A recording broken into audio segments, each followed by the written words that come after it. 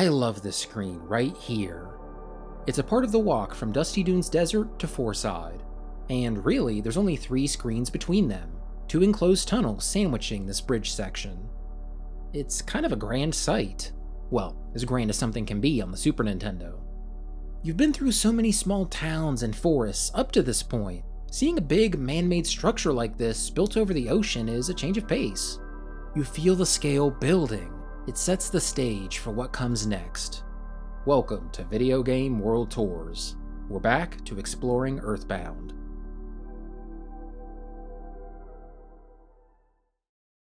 And what comes next is Fourside.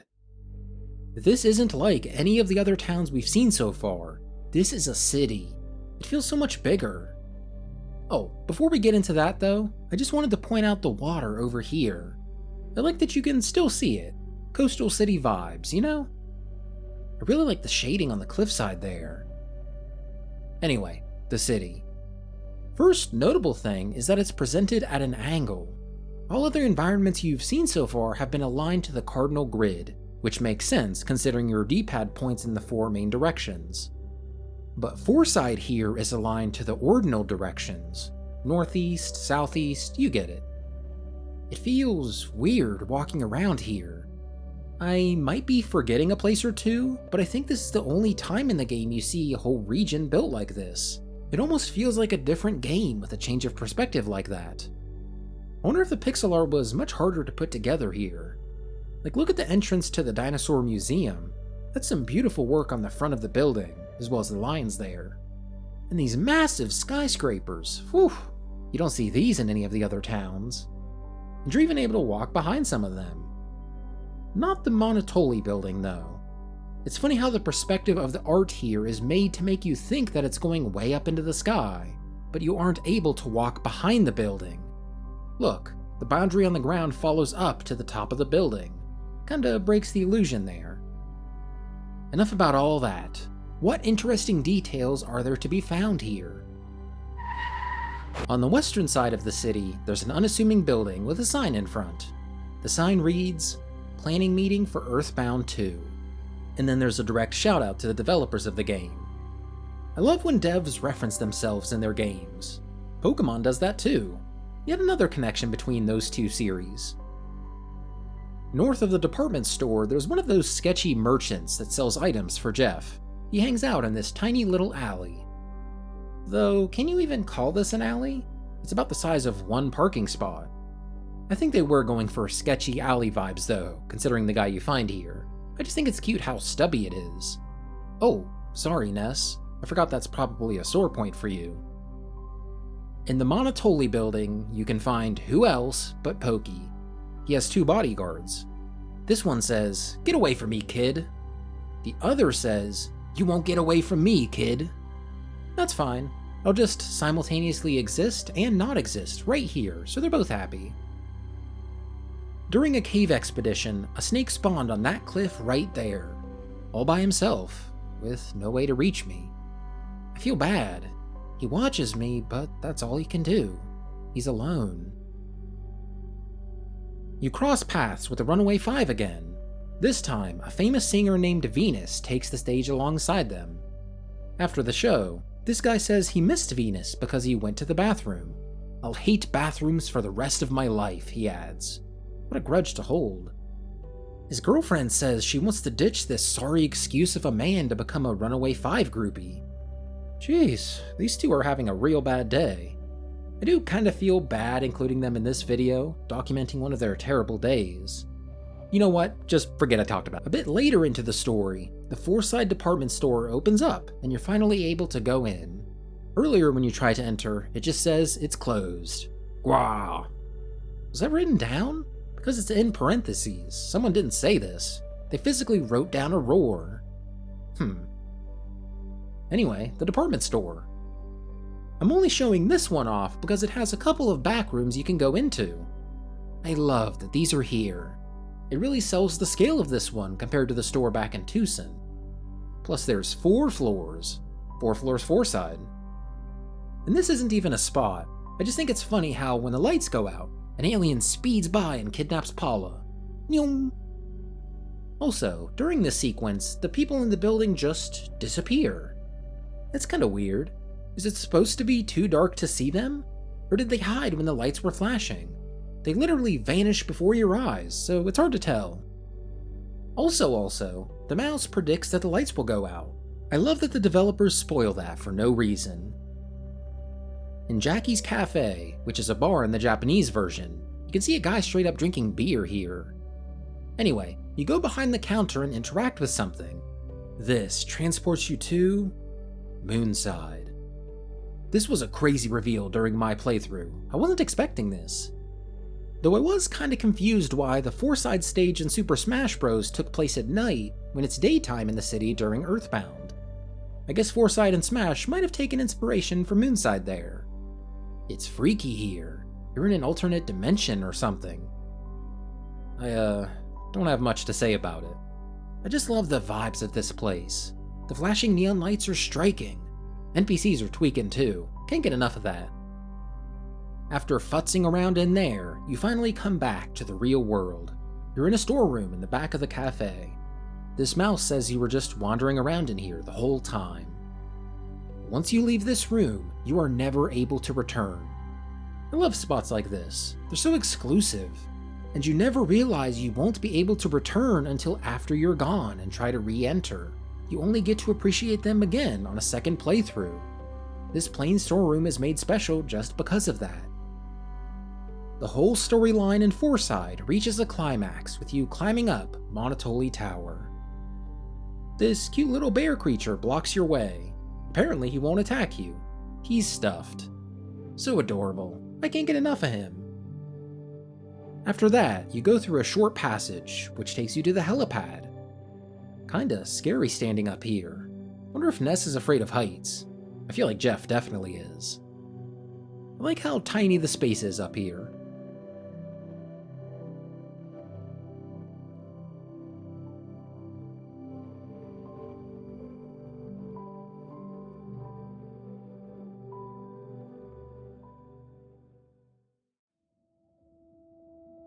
The party briefly stops in Threed before taking Jeff's flying machine back to Winters. Past Stonehenge, you find the next Your Sanctuary spot, Rainy Circle. Ness caught a whiff of cake, but just for a second. I love how deeply personal these are. Cake is what I entered as Ness's favorite food. Rainy Circle is alright as far as these sanctuary spots go. It could be a little more out there, that's all I'm saying. Anyway, you hop back into the ship to make a trip to Summers, the main city of Foggyland. I never really thought hard about a ranking of environment tropes in games like this, but alongside sandy caves, vacation spots with beaches gotta be one of my favorites. The only one I can remember covering is Costa del Sol from Final Fantasy VII, way back from the first tour I made. 3 years ago. Jeez. The beach is huge here. The long map is split into two so it can fit on a 4x3 screen. I like how the game surprises you with the town layouts of Fourside and then Summers here. They're noticeably different from what you see before them. A lot of people to talk to. Second favorite is this guy who's obsessed with falling in love. He wants to do it all day. And then the girl nearby is annoyed with him and all that he's got going on. My favorite though is this girl. Don't talk to me. My mind is a complete blank. Girl, same. I only realized this just now, but this supposed famous Paradise City doesn't have any roads that lead out from it. The cars here are completely trapped. The only way to arrive into Summers is via boat. Or UFO, I guess. Though this is a completely isolated part of the map. You could walk all the way from Fourside back to Onett in Eagle Land, but you can't walk to anywhere from Summers here. Maybe people in-world like the isolation of this place. Who can say? Occasionally, on the wall in the water that lines the city, you can see a hole in it with some spooky eyes peering through. Is that what that is? I genuinely might be tweaking here. It could be something else and my brain just tricks me into thinking it's that. Are there monsters in the Summers sewers? I don't want to stick around to find out. Oh, there's a hotel you can stay in. There's one of these in every town, really. I just haven't showed one off yet. They all look fine, I guess. I'm pretty sure they've all looked super similar. The one in Summers, though, is fancy. It's got this weird design for the main room. Then there's a bunch of benches in the room past that. I'm not a hotel person. I don't know what you'd call this space, but I kind of remember seeing stuff like this in hotels when I was younger. The next room is super funky. I don't know, this really caught my eye when I first saw it. The perspective is weird. Usually you don't see spaces in this game with such a harsh perspective like that. It just surprised me is all. Then you go to the second floor and realize you can see the bottom floor. You can actually see the top floor from down here, but it's easy to miss if you stick to the bottom of the screen. Finally, the room you stay in. I just love that there's a balcony. If you think about it, you're actually looking out the front of the hotel. It's rare to see the perspective flip around like that in this game, so you can see what was initially behind you. This hotel is bizarre with all that. On the eastern end of town, you can see that there's a bunch of smaller houses that the locals presumably live in.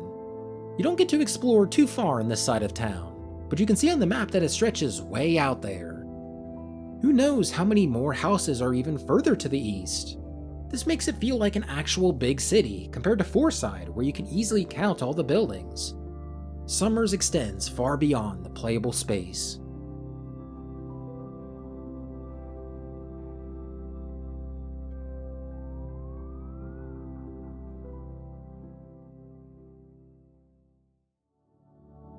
Ness eats a magic cake and things get a little weird. I would personally avoid eating a cake a stranger called magic, but that's just me. Ness's dream takes him to Dalam in the far eastern continent of Chomo. You are Pooh. Dalam is at the very tip-top of some mountains that reach way up into the sky, above the clouds even. It's interesting how the main continents of this game are inspired by different regions in the real world. Eagle Land is based on North America, specifically the US. Foggy Land is based on Europe, and Chomo is based on Asia. It's just kinda weird coming here, because Eagle Land and Foggy Land are so similar culturally, much like their real-life counterparts. Well, similar compared to this. It's a bit of a surprise coming here. I like it though. It kinda comes out of left field, but it feels right. You really do feel isolated exploring this mountain peak. I kinda love just walking around this space, even though it is relatively small. Anyway, after doing some personal stuff, Pooh teleports to Summers and joins the party. You end up in the back room of the Dinosaur Museum in Fourside. There's a manhole that leads straight into the sewer. Kinda weird from a building planning perspective, right? Why is there sewer access in a museum? And that's all there is in this room. They aren't even using it for storage or anything. This really is just the sewer room. Through the sewer, you eventually come across Magnet Hill, the 5th Your Sanctuary spot. Ness saw a baby's bottle, but just for an instant. These moments Ness has are so fleeting, like they can almost be missed if he wasn't focused. This one I'm genuinely at a loss for. I don't even know what I'm supposed to be looking at. It's just some strange prisms behind a department store. They're otherworldly. With the item you collect in this box, you're able to travel back to Dalam and immediately tackle the 6th Your Sanctuary spot. Biting through some caves, you reach it. Pink Cloud. Ness had a short vision of seeing his mother when she was young. It's not super out there compared to some of the other spots, but it's kinda cool. A pink cloud is just out there enough to feel bizarre. Heading back to Summers, you're able to take a boat to your next destination, Scarabah. After a long boat ride, you finally arrive in the desert village. It definitely feels like an adventure now, seeing a place like this. The building interior style is different from all you've seen so far. Nice change of pace. I guess I keep going back to that because so much of the game feels samey up until Pooh joins the party. All the way from On It to Summers, the buildings feel relatively similar. Outside of the jokey Saturn village, every place is so westernized. But Dalam with its Eastern influence, and Scarabah with its African influence, it really does shake things up. I imagine it would get pretty boring if buildings like this were all you saw throughout the game. They shook things up a bit visually towards the end of the game, and it works. On the eastern end of Scarabah, this guy says to watch where you walk, that a chubby kid did his business out here. And you can see it. Right there, those 2 black pixels.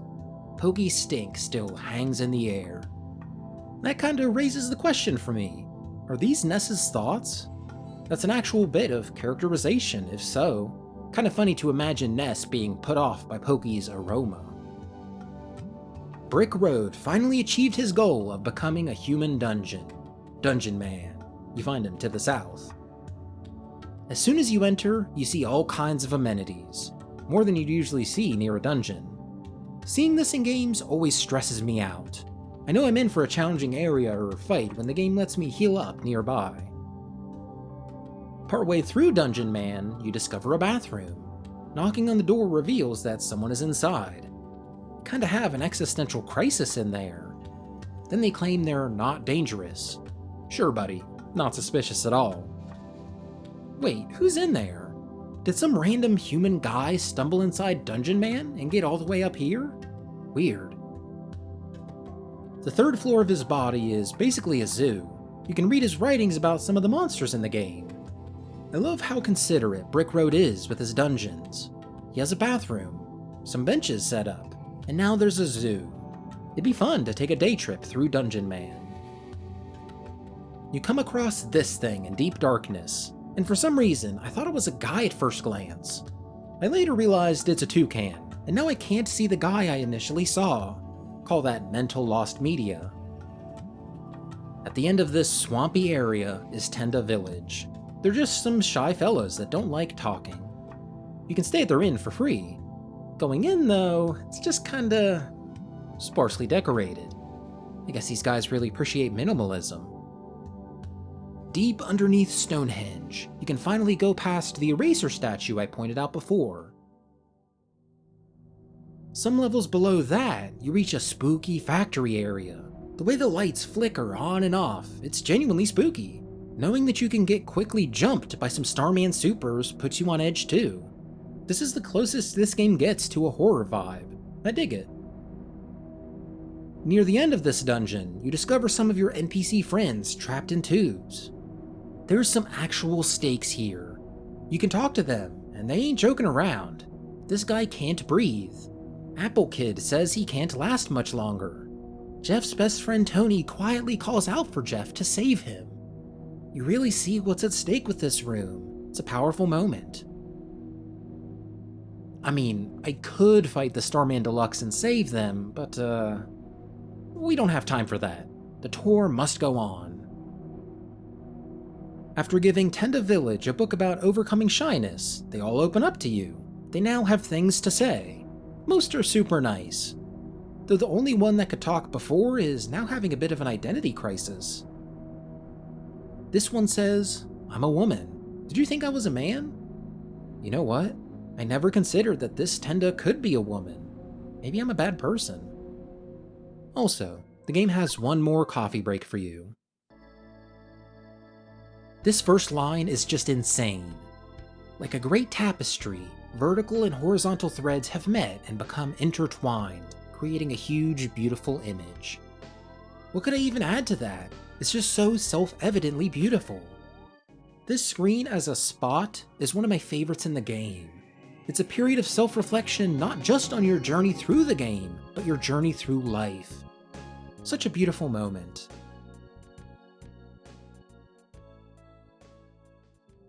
Lumine Hall is the penultimate Your Sanctuary spot.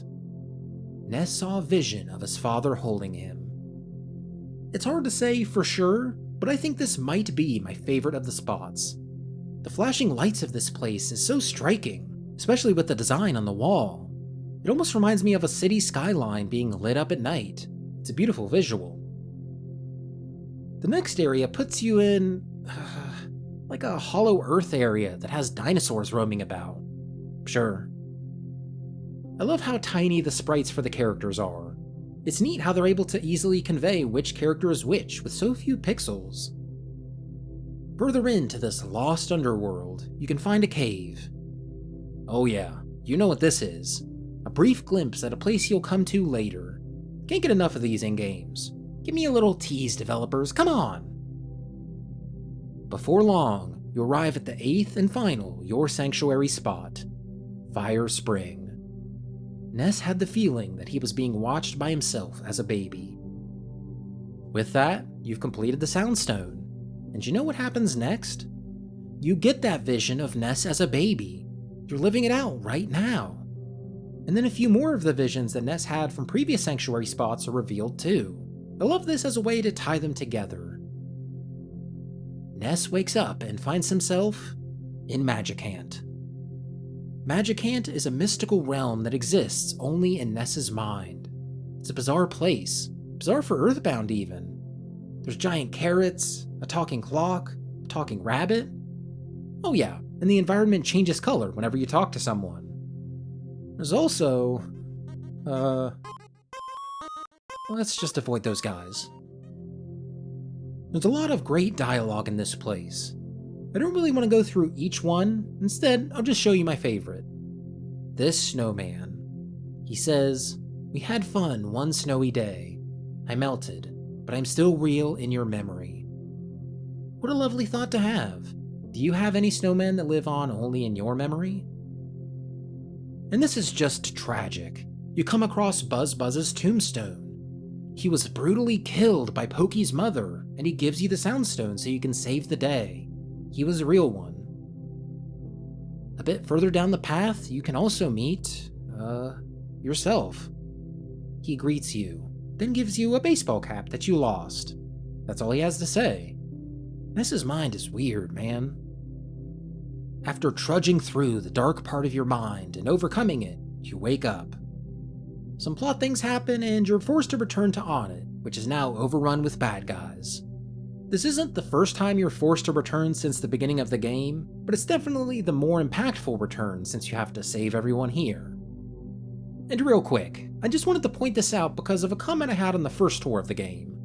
Someone left a comment pointing out how this town should be called Want, so it fits in with the naming puns of the other towns like Threed and Fourside.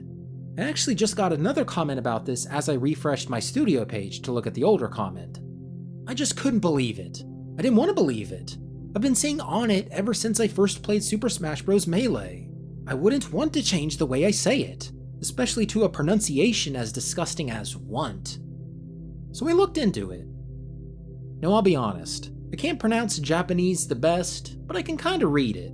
I'll do my best to convey the intended reading of the original text here. This is Ness's name in Japanese. This character is pronounced Ne, this character is pronounced Su. Nesu. Here's Paula's name. Po-ra. Pora. And they even kept the English numbers for the puns with the town names. Fo, Sai, Do. You ready for this one?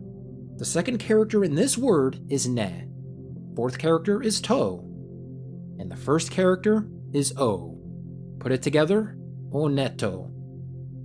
Now sure, it is a completely different language, so pronunciation will differ slightly, like how Paula does with Pora.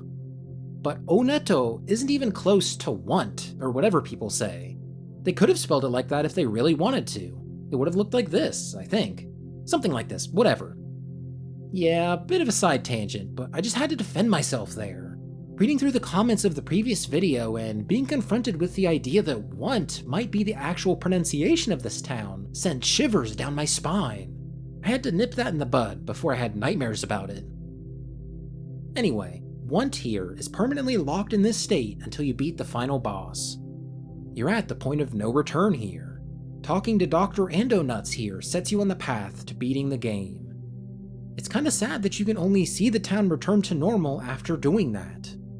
I always like to have a save of a game just before the final boss where I can go wherever I want and do whatever. But if I do that here, Onnit is permanently left like this. Kinda sad. The show must go on though. We will talk to Dr. Andonuts and save the world. It's time for us to finally visit that cave we got a brief look at from Dinosaur Land earlier, in the past. And your robots too. It's super lonely here. Music is weird. The environment is weird. This feels like a place you don't belong. Like this weird tendril thing. What is this? It's freaky. Kind of a long dungeon. You travel to other areas in this dungeon via teleporting orbs. How do they work? I don't know. Orb.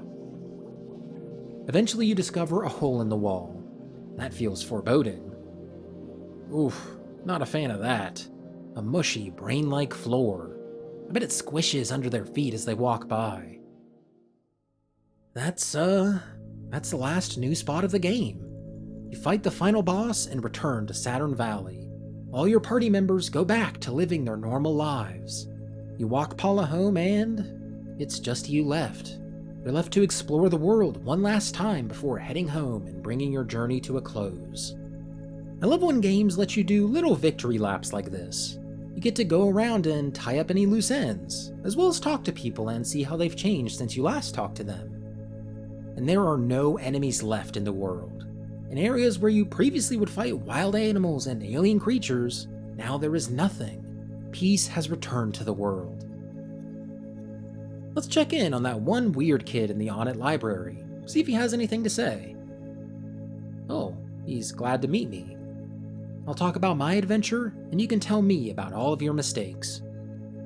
I'll be honest, I have no idea what he's saying.